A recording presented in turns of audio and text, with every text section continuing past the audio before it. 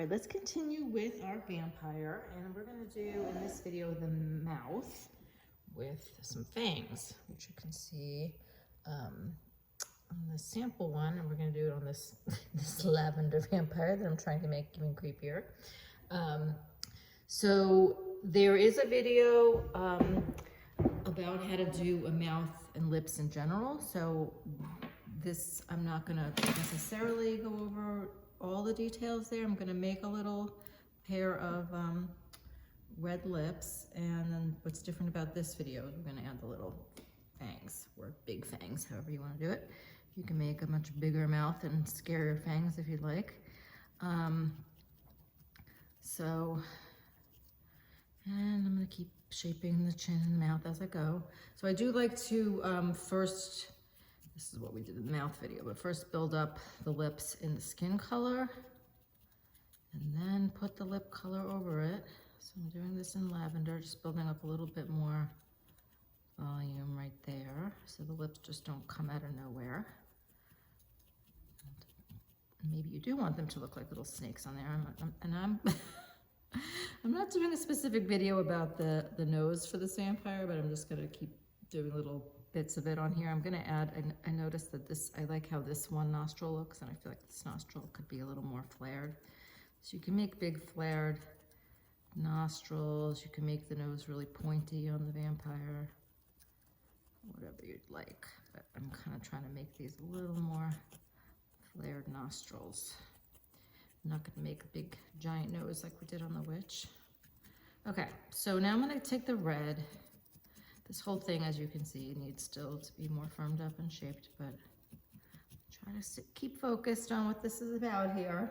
We are doing these little red lips. I'm not gonna make these really very thick and full. You can, not to be being a little gender normalizing here, but you know, you could make this, if you wanted to make a more feminine vampire, you could be adding a thicker lash line with some eyelashes. You could make fuller lips.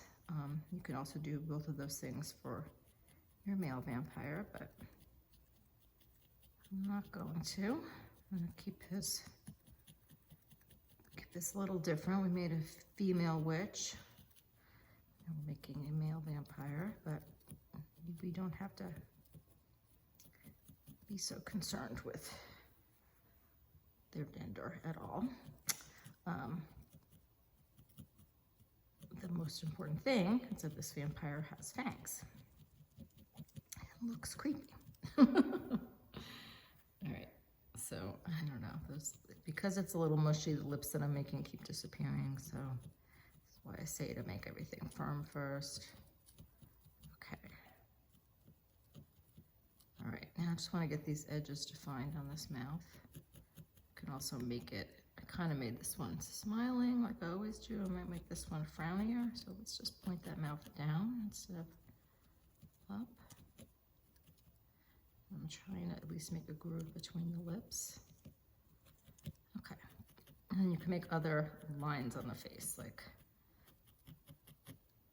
make grooves between the mouth and here, and then you want to make this groove people have, even vampires, between the bottom of the nose and the top of the lips.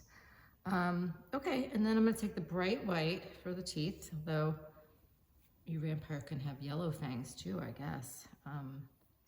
Think about that. Maybe that would be even scarier. Okay, and I'll take a little piece. I'm going to roll it in my fingers. And then, see, this looks like a lot, but I know it's going to shrink down to nothing. So I'm going to put it on one side of the mouth. And what I'm going to do is have it sticking out under the upper lip, over the lower lip. And I'm going to make a little pointy tooth sticking out here.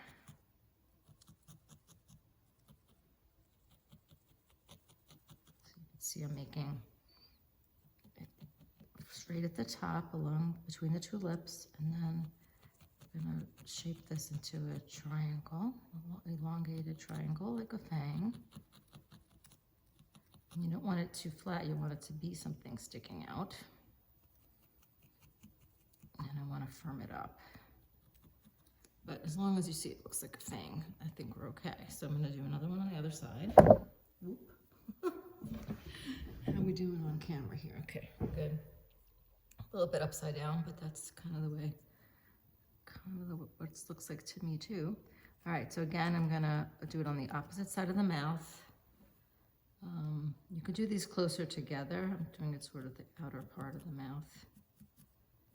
And again, I'm gonna make the top a straight line over the lower lip. Yeah, under the upper lip. And I didn't take as much wool for this, so I'm gonna add a little more of the bright white. Like I said, you can choose a different color. You can just use core wool, thinking, okay, teeth aren't really bright white. Or you could make nasty yellow fangs. That could probably be very cool too. Whatever makes this as scary as you want it to be. You can also, I'm not gonna do this because I don't want to be all about the blood, but you can make drips of blood coming off of these fangs. I'm not gonna do that right now, but we could do it in live class, and if I get enough requests, I can make a video with more blood. Yeah, I'm gonna just extend this mouth a little bit more, so see how I'm poking out toward the end, so it looks like it's more frowny.